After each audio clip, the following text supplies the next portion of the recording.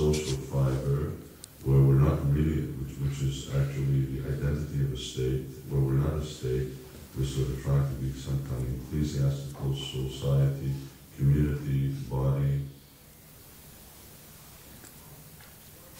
It needs clarity of definition, just because it's so sort of unprecedented. Other religious organizations do it, but then they really define themselves very well in order to do it, because the definition doesn't exist out there.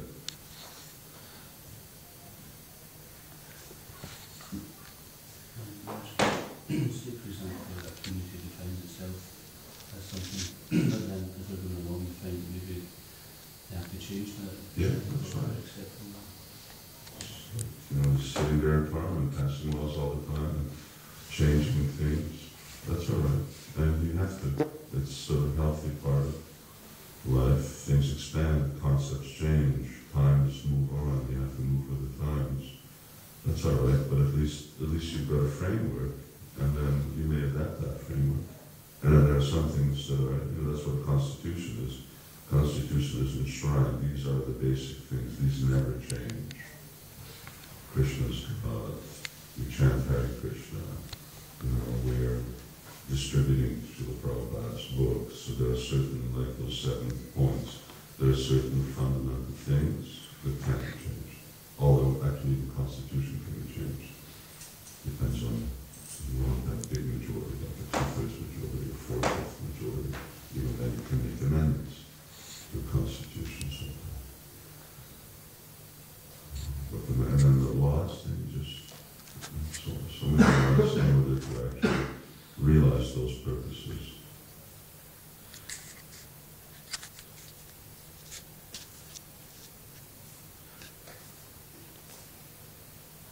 I was just going to make an observation just about the way the communities that have been successful in ISKCON.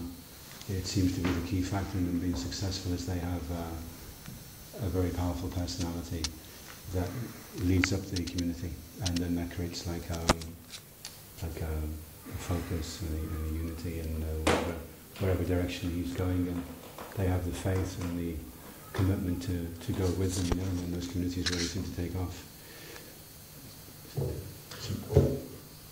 Well, I would say that, we get gotten to the state of really developing communities. I mean, 10, 15 years ago, we never talked about this kind of thing. Right? I mean, so we didn't talk about it. There's people living outside. There was no talk about communities, just the temple. So we're getting there. We're talking about it, and it's discussion.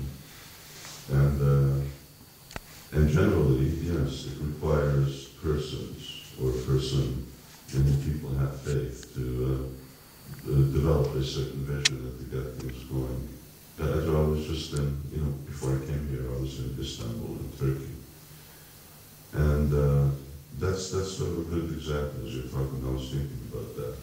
Turkey, aside from India, which was called Bharat, is the only country in the world that is named after its founder. They named it after him. It was the Ottoman Empire before, and they named it after this Ataturk, and they named it Turkey after him. And he, after the First World War, the Allies wanted to carve up Turkey, and he drove them out, and then established, he had a very, very non-secular, because all around there, everyone is actually Muslim. And he wanted very much a very, very secular state. And it's so deeply ingrained in the people, the separation of Islam and government, which is not like that in all the other surrounding countries. They're all just Islamic states. That they've had, I don't know how many coups with the army, that actually keeps the politicians in line every time they get a little too religious. So, the biggest thing there is the president's wife covers her head. She covers her head. That's considered to be a very bad sign, because she's outwardly preaching Islam. And he's also very religious. and it's an but, you know, he died 7 years ago, and the country's still going on. And in the same way as you have, of course, here we don't have a constitution. Things do go on. But yes, often you have people who establish, and actually Prabhupada established something, and then after him, things go on. So I gave a framework, now you just fill it in. So similarly, we need to establish things, but then things need to be established in a way that they're not dependent on a person. They're dependent on leadership, no doubt, but it can't depend on a charismatic person. Because we're an institution that's defined by its own laws, and it can't be that new people just sort of redefine what it is. It needs to be defined, and it needs to then really sort of go on whether there is charisma or whether there isn't. And that's a challenge for any body, whether it's religious or political or social. That it can go in all types of leadership. It can make it function, so it needs to have a good mechanism, machinery. And that again is because it's well defined. Because you can get very charismatic right-wing leaders, you can get very charismatic left-wing leaders, you can get far right, far left, in between, so there's a lot of charisma. But that, really can make mayhem out of the society. It needs to be very good and identified that you can't take them, no matter who you are, you can't take this community somewhere else. It's defined like this. We're not redefining the community based on its leader, but the leader has to actually fit what the community is. And if you establish an institution which functions independently of charismatic personalities, then if people want to join that community, is there like they sign on the dotted line, they read what the institution is, and they either agree or they don't, and then when they sign, then they're committed. So that's what they've agreed to, and then that's what they have, like a legal they're committed by the fact that they then, like I said, all right, now you get 10% of your income. Now you come and do service. As a consequence of that, your right is to be initiated in this society. You have the right to send your child to our school. You have to pay. You have the right to send them to school because you're a member, because you have the same values and so rights and obligations. Yeah. Someone voluntarily buys in, and then they decide, I changed my mind and buy out. And they still continue being a Vaishnava.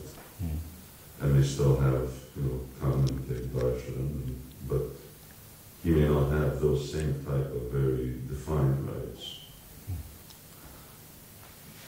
So once again, those are morals.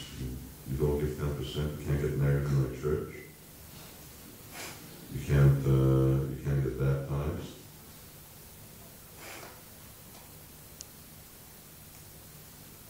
You get married, you can still believe, I guess. Not officially. So you want rights and obligations. For our members, we perform birth rights, marriage rights, death rights, but for those who don't believe.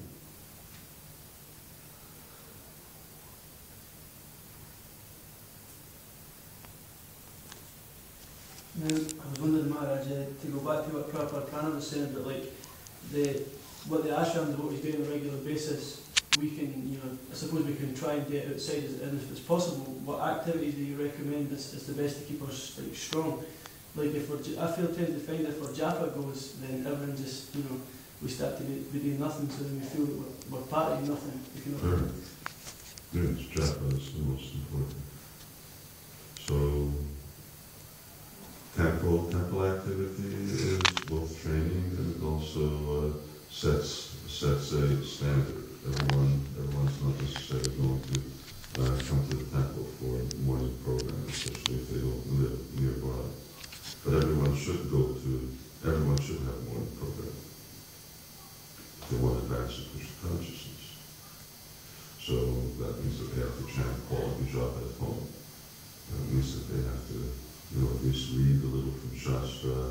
at least bow down before a picture of the deities, offer some prayers to Vaishnava spiritual master. So whatever we have here, even if it's not in its entirety, but in some kind of condensed form, it needs to be there as the basis of devotees' lives and sort of the foundation for your homes. And out of that, the most important thing will be chanting the japa, chanting Hare Krishna. And getting back to community, the concept of community also comes into Sankirtan. And Sankirtan means congregation. It means you're doing things together. It's not individual. So as successful as the group is, that's how successful our Sankirtan is becoming. Going down on the street and chanting together, so it's symbolic of the fact that we're meant to be doing things together. And the more that we're able to actually do things together, then the more we're able to actually fulfill the Yuga Dharma. Because there's strength in unity, but it really requires, I'm going to finish up as really going on, and it really requires determination to achieve it. And I think that as we're talking, we started to talk about community, although it was a discussion that was on the table 10, 15 years ago. And we're going to get a real picture of what a community actually requires when the devotees, or when the children who are born to devotees, when they're like grandparents and have retired.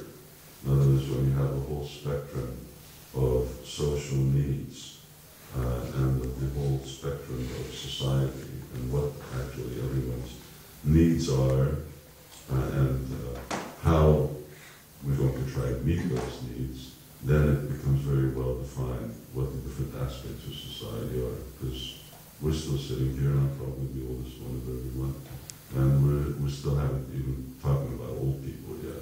We're starting to talk about children, which was also something that we didn't talk about 20 years ago.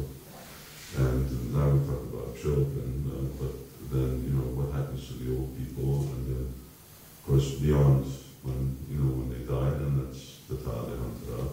But then there's a whole spectrum of society which starts with birth and goes to death, and you have all of these different types of people who are unproductive, children, old people, productive people, how those productive people maintain the unproductive people and contribute to their maintenance, and how all of them work together, what are the different opportunities for Krishna consciousness. Children are learning, elderly people are really the wise sages who should be giving advice and their wisdom, their experience.